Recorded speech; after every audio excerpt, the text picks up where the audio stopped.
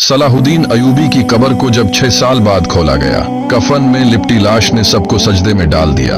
कब्र के अंदर का मंजर देखकर मगरूर फ्रांसीसी साइंसदान के हाथ से औजार गिर गए। ये 1950 की बात है। दमश्क शाम में वाक़ई अमवी मस्जिद के सिहन में अजीम फातिह सलाहुद्दीन अयूबी की एक इंतहाई सादा सी कब्र थी।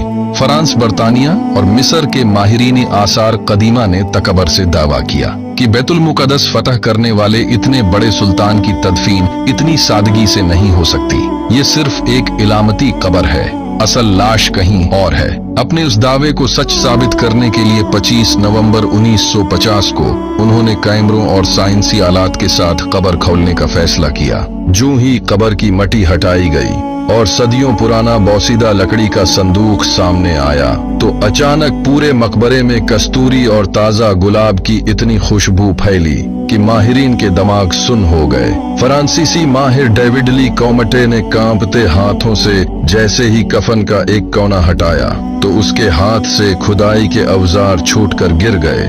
600 साल गुजरने के बावजूद कफन के अंदर मौजूद लाश बिल्कुल ताजा थी। चेहरे के रोबदार नकूश सलामत थे, दाढ़ी के बाल मौजूद थे और उंगलियों के पोरों पर लगी मेहंदी यूं चमक रही थी जैसे अभी कल रात ही लगाई गई हो।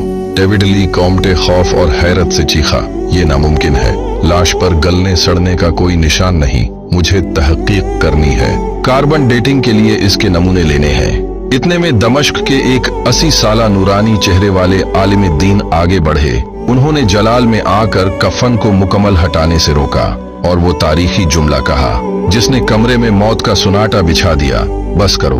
तुम्हारी लेबॉर्टरियां इस शख्स के बारे में क्या साबित करेंगी जिसने आधी दुनिया फतह की, लेकिन जब इसका इंतकाल हुआ तो इसके शाही खजाने में इतने पैसे भी नहीं थे कि इसके लिए कफन का कपड़ा खरीदा जा सके।